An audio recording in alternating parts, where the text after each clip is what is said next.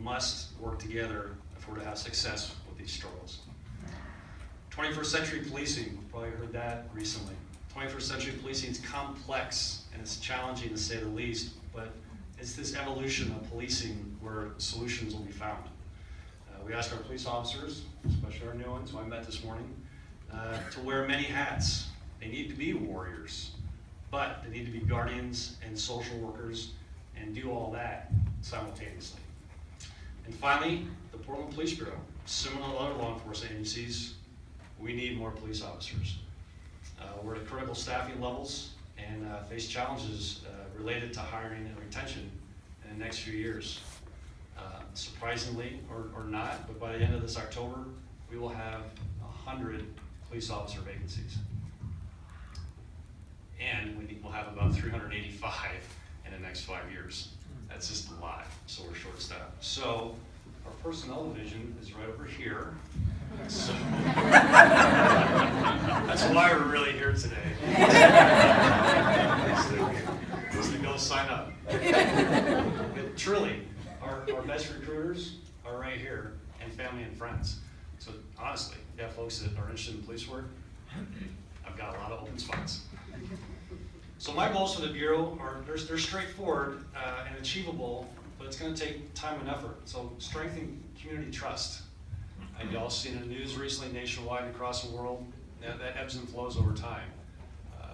I know the mayor, myself, everybody here, we know that community trust is the key if we're going to have success. Along with that, internal legitimacy. It's a tough profession, and internally we have to treat each other well, to be able to go outside and face challenges. And I'd be remiss if I didn't say that we have to attain our DOJ compliance. That's a core work we do. So every decision that any Bureau member makes from this day forward should advance at least one of those 3 goals. So what do I mean by strengthening trust? So events across the country have affected our own community and the trust our residents have in our law enforcement. I've told Bureau members that this is not a time to retreat, but a time to reach out. Every conversation, every positive encounter is like a deposit into a bank account. Every time you stop and talk to somebody, you get like a nickel or a dime or a quarter. And I can't see us, isn't she? We hardly probably smiling right now. Because we heard this. And that's good, so you need deposits in the bank. Conversely though, every negative encounter, you're losing like $100 bill. It's not balanced, so we have to focus on those positives. We need to recognize the fear and emotion that's prevalent in our community and work to be transparent and accountable. And we'll continue to pursue community engagement in everything that we do.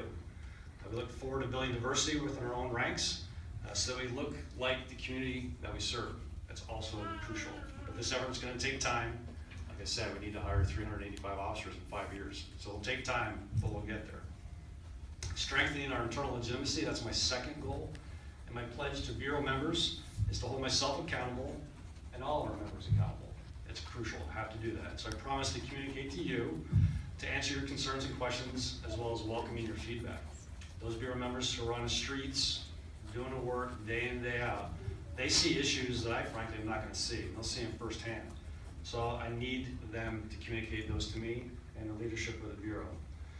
In our Department of Justice compliance, that's a top priority. It's a complex process. We're 100% committed to those mandates, and we'll succeed. But I need your help in guiding this agency to achieve those mandates. And now for our employees being recognized today. First, I'd like to thank and address our civilian employees, our professional staff. You're serving critical support positions that if you weren't here, we wouldn't succeed. It's just as simple as that. But too often, we don't recognize you or reward you, and that has to change. And we're working on that. The positions you're filling are critical and valued, and we wish you every success in your new roles and welcome you as a member of the Portland Police family. To our civilian employees who are being promoted today, I thank you for your leadership. I know the work you've been doing, that you've already accomplished at your time in the Bureau, and you're being promoted because you earned it. Your work is important, and your efforts should be recognized, and I congratulate you and wish you all the best luck in your new assignments. So I know it lays ahead. To our new officers, I'll go a little bit off script, which is always dangerous for me.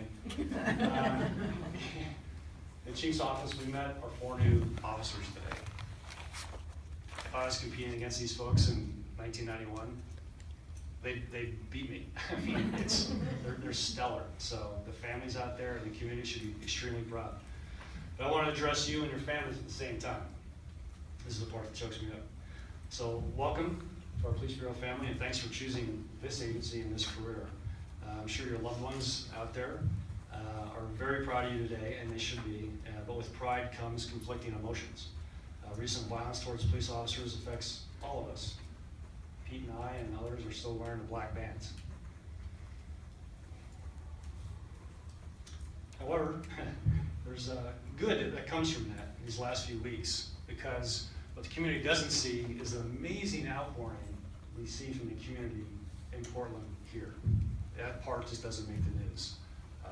So these events over the last few weeks, though tragic, give me hope. So I recognize your concerns, and I understand the dangers of this career, because this is a dangerous career. I can certainly reaffirm that officer safety is always my top priority. You're a new generation of officers. We talked about Twitter. One of the officers found us on Facebook, and that's why they're here today. We didn't have that back when I started. A lot of things. But we're very, very fortunate to have you. So thank you very much. And as you travel through your training, you'll learn a whole bunch of stuff from a whole bunch of folks. We had an awesome conversation. I wish we could have taken that and played it for you. But you become immersed in a new world, and it's going to be overwhelming, like we talked about. But look at those who are here with you today, here and here. They will support you, and you need that support. Lean on them, share with them your experiences, and remember to thank them for their sacrifices. This is how I get through tough times. My family's right here, and they help me. I also want to thank the families in advance for letting your loved ones do this job. They will need to find ways to balance service to the community as well as their personal life, and they'll need your help to do that. For promotions, now to the assistant chiefs, brass tacks, assistant chiefs and commanders. You're selected, I selected you for these positions because your leaders have demonstrated strength and character and willingness to move this agency forward.